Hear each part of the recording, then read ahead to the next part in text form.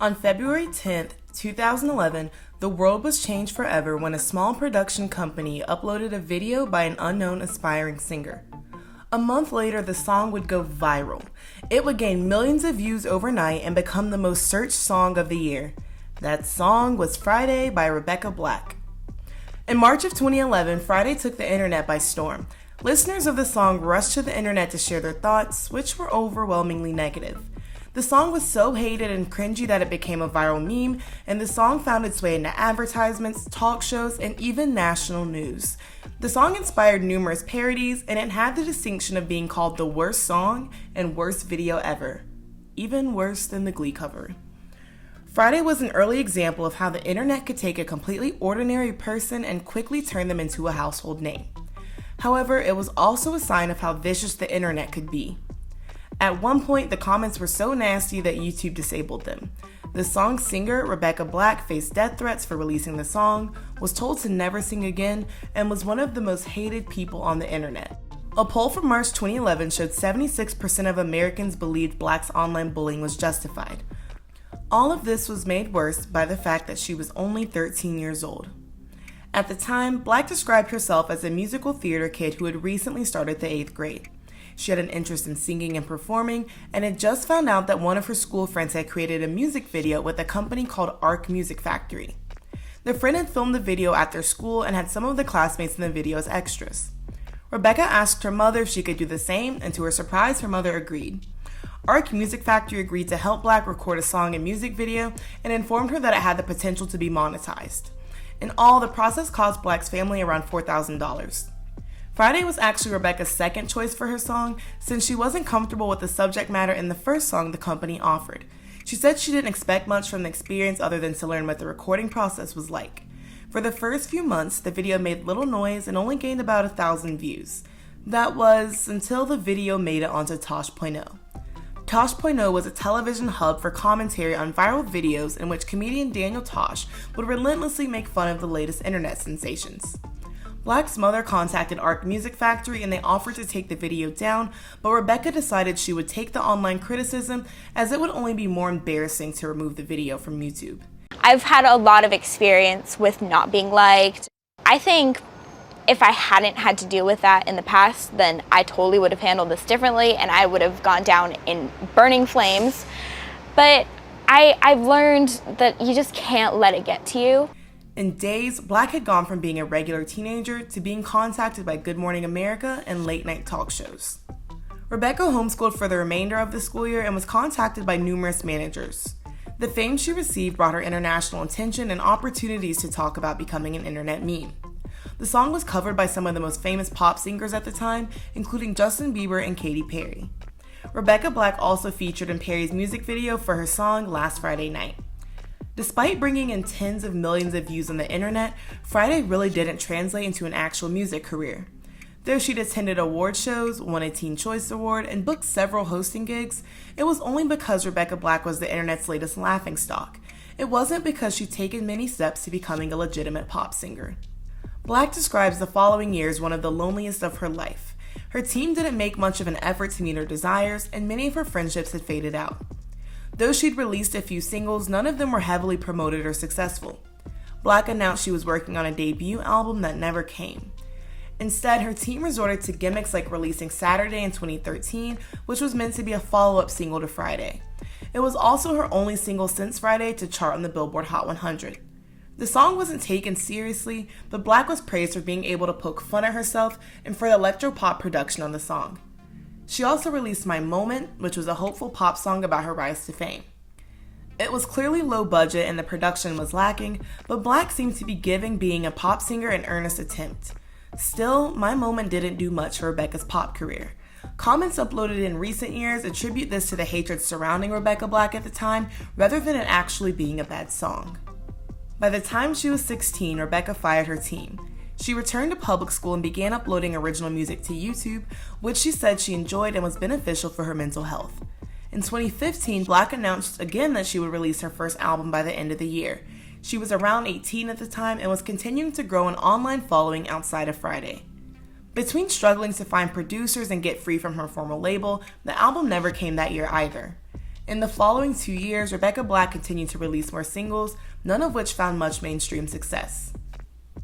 Rebecca released her EP titled Rebel in 2017. The EP made clear references to her struggles with overnight fame and trying to find herself both musically and personally. She dedicated her song Heart Full of Scars to her fans. The video debuted on YouTube to her over 1.5 million subscribers she had at the time.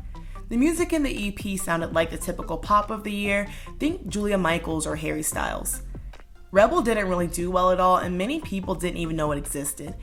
Even though the music itself isn't anything groundbreaking, fans did begin to notice that Rebecca clearly had a strong voice and was a very talented singer. In 2018, Rebecca Black made her biggest attempt to reintroduce herself to the public eye. She auditioned for Fox's The Four, a reality singing competition. Black sang NSYNC's Bye Bye Bye, a perfect nod to the fact that she was trying to shake her association with Friday and finally become a legit pop singer. All 3 judges voted to pass her to the second round. Sadly, Black was eliminated in the next round after losing a battle against another contestant. Rebecca continued to release singles online and post regularly to her Instagram, and her audience was continuing to grow. 2020 is definitely when Rebecca's bona fide redemption began. In February, she returned to Instagram with a daring new look. She posted pictures in red thigh-high boots and showed off an edgier bob haircut, letting fans know that the old Rebecca Black had left the building. In the spring of that year, she came out as part of the LGBTQ community, and the community quickly accepted her into their pantheon of pop idols. Most of those who remember the aftermath of Friday were now in their 20s like Rebecca and had a more mature perspective on her rise to fame at such a young age. Many of those same people now also identified as part of the LGBTQ community.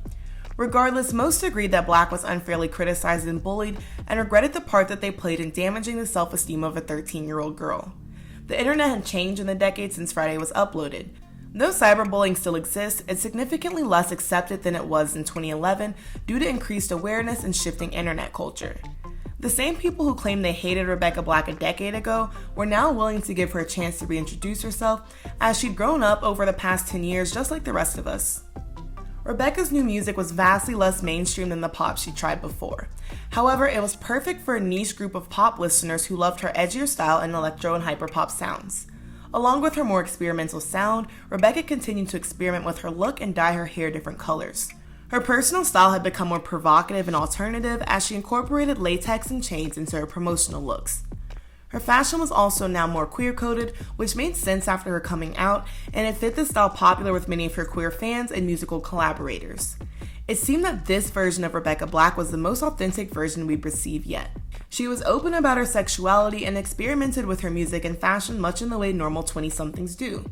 Rebecca often posted about her relationships with women and her friendships with other queer women.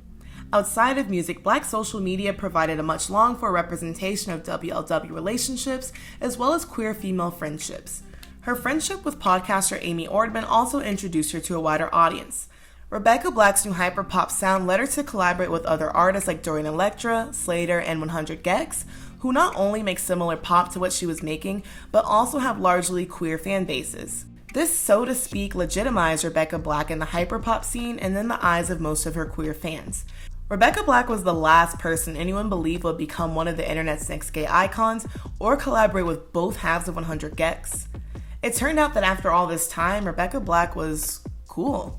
Finally having the last word after a decade, Rebecca Black released the Friday remix. It was produced by Dylan Brady of 100 Gex and had features from 303 and Big Frida. The original Friday had elements that would now be identified as hyperpop-esque, and the rising popularity of hyperpop had created a newfound respect for Friday. It made perfect sense to revive the song on its anniversary to give the song its official hyperpop christening and to show that Rebecca Black had fully embraced and now had control and her own power over the song. Rebecca released her hyperpop EP, Rebecca Black Was Here, in 2021. The album was well received and it reached a larger yet more niche audience since she'd established her sound. Black said she spent her time making it the best she could and staying true to herself. She didn't shy away from talking about her queerness. In her song Girlfriend, she mentions the emotional joyride that was reconnecting with an ex-girlfriend of hers. The bubblegum pop sound a la Carly Rae Jepsen helped drive home the message. The song was well received by her queer fan base, which was becoming the majority of her fans at this point. Rebecca said the song was liberating to write and it felt like an official reintroduction. Rebecca said when she finally began to push herself out of her comfort zone and make music she liked rather than worry about making hits, she felt way more at peace. She was finally proud of the music she was making as it represented her newfound identity. Her fans also embraced the music and began to embrace this quote-unquote new version of Rebecca Black. No longer was Rebecca writing generic pop in hopes of topping the charts and failing at it. Now she was writing music that was true to her, and though it hasn't topped any charts, it has validated Black as a musician and gained her respect, something she spent the last decade trying to do. The Rebecca Black Was Here tour began in January 2022, and it seems to be off to a great start. The American leg finished in January, and her European leg of the tour will begin in May. Black is performing in smaller venues, and the shows look intimate and fun. It seems to be Black at her truest, being herself and having fun with the crowd, all the while performing music that feels like her. She doesn't look awkward or uncomfortable and appears to be at home amongst her fans. Black no longer seems to be convincing her fans that she's evolved, but simply showing the proof on stage. Black has said numerous times the most important lesson she learned in her experience was to stay true to herself. Whether that meant not being knocked down by internet hate or making music authentic to her experiences, Black embraced it and did it. Her perseverance pushed her to be her authentic self and find her true voice in music. Rebecca has successfully rewritten the narrative about herself by simply being herself. Rather than the basic, untalented teen the internet painted her as, Black has proven to be a unique, creative, and daring artist, as well as a voice for the LGBTQ community. A lot of us can relate to the feeling like the idea people have of us is wrong, or feeling like one moment will define the rest of our lives. It's super refreshing to see an instance where this is not the case, and have proof that we can continue to rewrite our narrative however we choose. I can't wait to see what the future holds for Rebecca Black. I feel like the hyperpop look and sound fits her well, and it seems like she's enjoying doing it. And I would honestly go see her in a concert if she came near me. What do you guys think about Rebecca Black's career? Do you like her new music? Let me know in the comments, and I'll see you guys in my next one. And as always, thank you guys so much for watching.